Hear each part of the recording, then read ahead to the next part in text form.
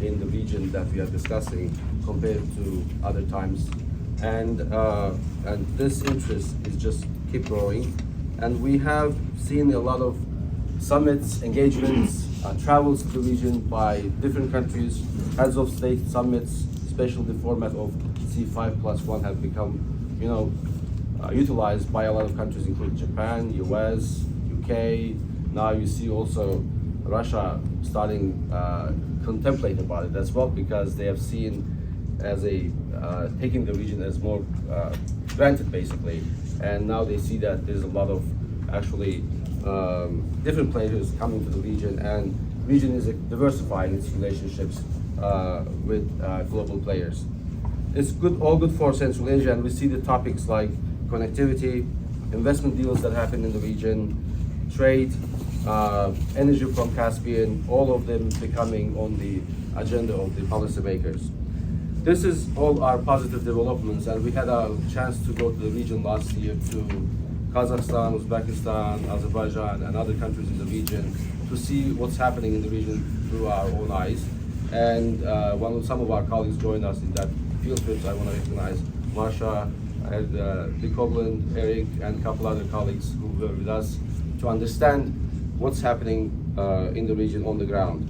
So all these exchanges that we had in the region gave us a chance to exchange views with the people on the ground and understand what will be the best course of action we can take about the region, about policy for the Central Asia and the Caucasus. I keep saying Central Asia and the Caucasus because those are not two separate islands, they are interconnected to each other in their affairs, and we should be taking more comprehensive approach towards the region. So perhaps there's a lot to discuss, but I want to highlight a couple other important points here.